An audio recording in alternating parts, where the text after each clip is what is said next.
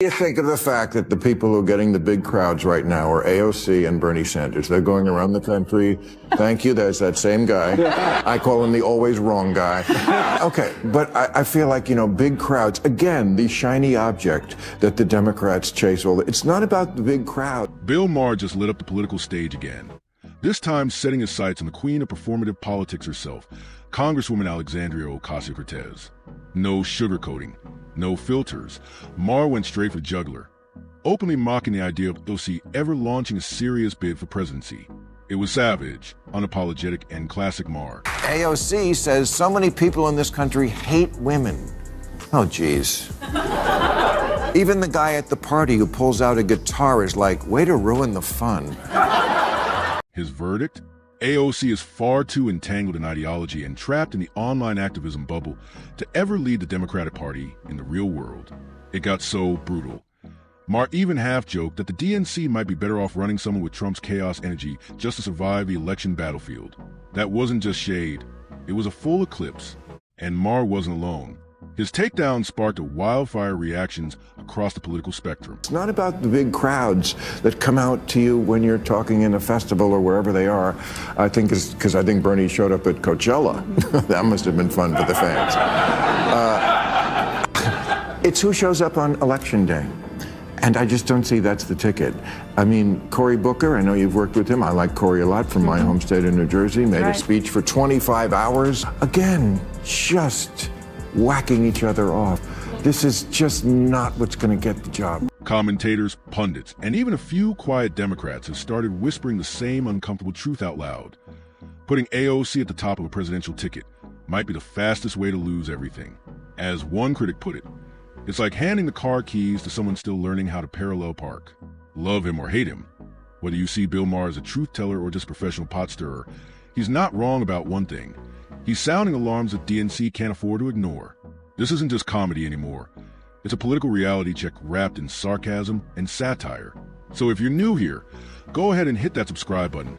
Grab your popcorn and get comfortable, because we're about to dive into the beautiful disaster that is AOC 2028. Let's kick things off with a throwback clip that puts this whole mess into perspective. You've probably seen it before, so don't worry. We won't linger here too long. Other Democrats are watching their words. I think it's certainly possible, but I'm not sure. I mean, I cannot think of or point to any individuals who have said that. I do think that there are Democratic members of Congress who are preparing for that possibility. How do they prepare? I think they look to the possibility of litigation. I think they're saying, do we have the best teams possible in order to carry out our work? Some Republican, or many perhaps, will be watching this, listening to this, and thinking, wait a minute, actually, you're the ones who are prosecuting us. You are the guys who are weaponizing the Justice Department. How would you respond to somebody who may be thinking that? In what way? In what way? This one's just to set the stage, because what's coming next? Oh, it hits different. Yes, AOC is packing out rooms, grabbing headlines, and getting fans hyped wherever she shows up. You've got to admit, her crowd game is strong. But here's the reality check. As Bill Maher pointed out, it's not about who screams the loudest at a rally. It's about who actually shows up when the voting booths open. We've seen this movie before. Kamala Harris had the glam squad, the celebrity endorsements, glowing media coverage, and Hollywood practically eating out of her hand. And yet, her campaign fizzled out faster than a TikTok trend. So let's get one thing straight. Applause doesn't equal votes. And charisma alone won't flip Pennsylvania, no matter how many Instagram likes you rack up. And Maher's not the only one calling it out. Even voices on the left are starting to admit the cracks. The safe zone for progressive rhetoric is shrinking fast, and the tension is all over AOC's face every time real-world policy questions hit. Let's not pretend Democrats haven't played political tug-of-war with the DOJ, especially when Trump was in the hot seat. It's time to... Is the very presence Putting Trump on trial would be their example, I suppose. Yes. I mean, here's the deal. In the United States, there is a jury where we are judged by our peers, and he was found guilty in court on 34 felony charges.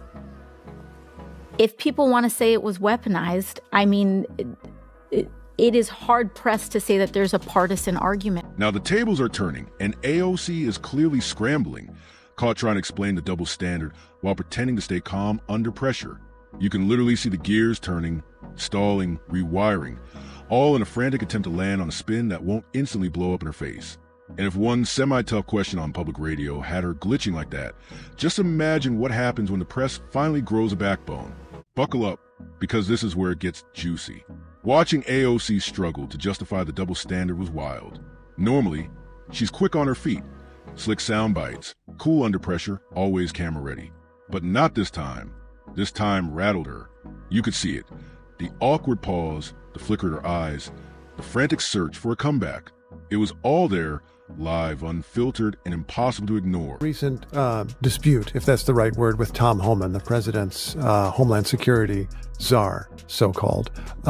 You held an online forum, a Know Your Rights forum, that he didn't like. What were you doing? What was your goal as you saw it? My job is to educate and act as a liaison of critical information to my constituents. And I was informing all of my constituents of their constitutional protections, and in particular, their constitutional protections against illegal search and seizure in the United States. Homan was upset, I suppose, because he felt that you were giving advice to people who were here illegally. Mm-hmm. Were you? I was giving advice to all of my constituents. And let's be real.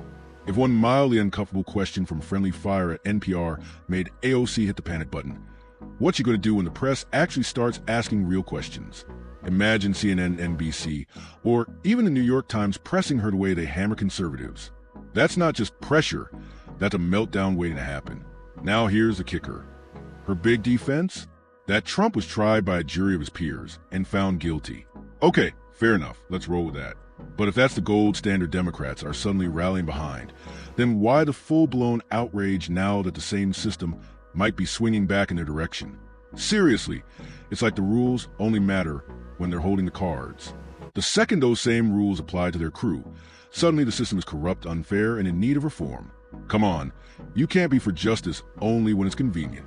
AOC trying to explain this away is pure comedy. It's like watching someone twist themselves into a human pretzel just to avoid admitting that their side played the exact same dirty game. And here's where it gets spicy. She's not just defending herself. She's defending an entire party that's been pointing fingers for years while quietly pulling the same strings behind the curtain. The hypocrisy? Off the charts. We're talking Olympic-level mental gymnastics. Rules for the... Mr. Homan, your name is on this. Is this correct? Yes, I signed that memo.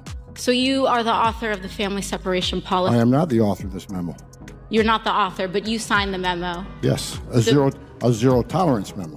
So you provided the official recommendation to Secretary Nielsen on for the United States to pursue family separation? I gave Secretary Nielsen numerous recommendations on how to secure the border and save lives. But it says here that you gave her numerous options, but the recommendation was option 3, family separation. What I'm saying, this is not the only paper where we've given the Secretary numerous options to secure the border and save lives. And so the recommendation, of the many that you recommended family separation. I recommended zero tolerance.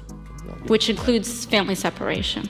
The same as is with every U.S. citizen parent gets arrested when they're with a child. And the irony? It's deafening. The same voices who scream for accountability go eerily quiet when the spotlight swings in their direction. If justice is truly justice, it should apply to everyone equally. But clearly, for some, justice only feels fair when it favors their team. And just like that, AOC walks straight into a trap of her own making. How does she handle it? The usual routine, spin, dodge, and wordplay. But this time, she didn't just blur the truth, she flat out twisted it. Let's break it down. The interviewer asked her a simple, direct question. Was she giving advice to legal immigrants? Clear, straightforward. But AOC couldn't say yes without lighting a political firestorm under herself.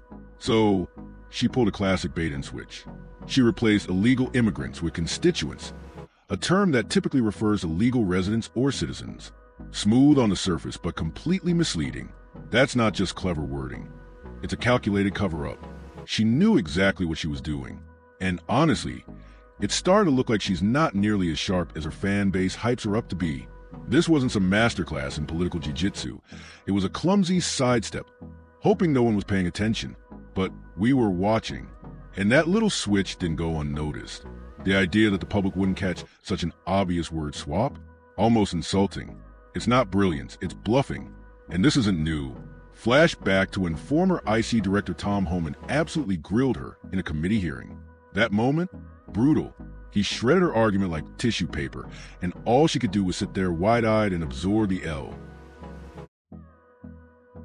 Zero tolerance was interpreted as the policy that separated children from their... If I get arrested for DUI and I have a young child in the car, I'm going to be separated. When I was a police officer in New York and I arrested a father for domestic violence, I separated that father Mr. from his Homan, family. with all due respect, legal asylees are not charged with any crime. When you're into the country illegally, it's violation 8 United States Code 1325. Seeking asylum is legal. If you want to seek asylum and go through the port of entry, do it the legal way. The Attorney General of the United States has made that clear. Okay. At this point, it's getting harder and harder to figure out what exactly AOC is even trying to argue. The logic is scattered. The messaging is shaky, and the confidence? Mostly just noise. So next time she dusts off a thesaurus and tries to repackage a dodge as policy nuance, don't fall for it, because behind the buzzwords and the polished media presence is a politician who keeps getting caught saying everything except the truth. Her logic? Straight up spaghetti, twisted, tangled, and sliding off the plate. AOC keeps pushing this emotionally charged narrative that just doesn't match reality. Let's get real. If someone crosses into the U.S. illegally with a child, there's a high chance of separation. Not because the system is cruel, but because that's how the legal process works. You can't just toss kids into adult detention centers and call it a day.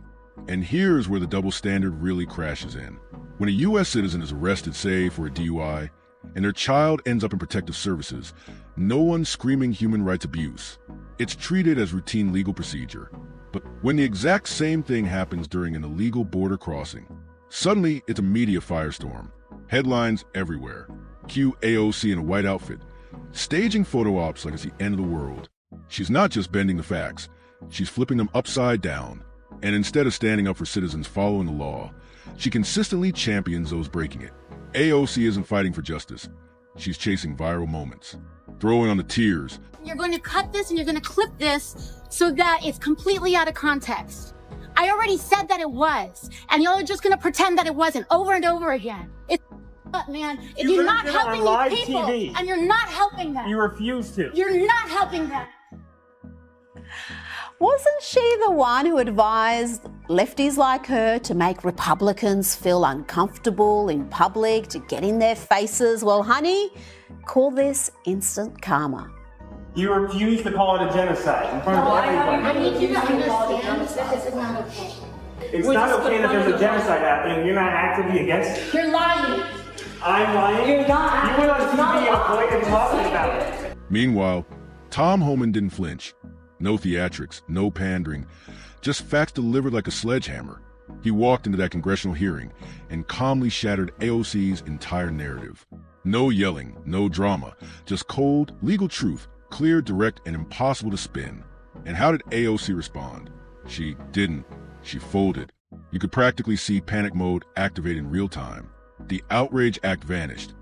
The rehearsed talking points dried up, and she slipped into silence like a cat caught stealing food off the counter. It was a perfect collision of emotional theater and legal reality. Homan brought the receipts. AOC brought feelings. One stood firm. The other scrambled. Homan didn't play up for the cameras. No dramatic pauses. No performative rage.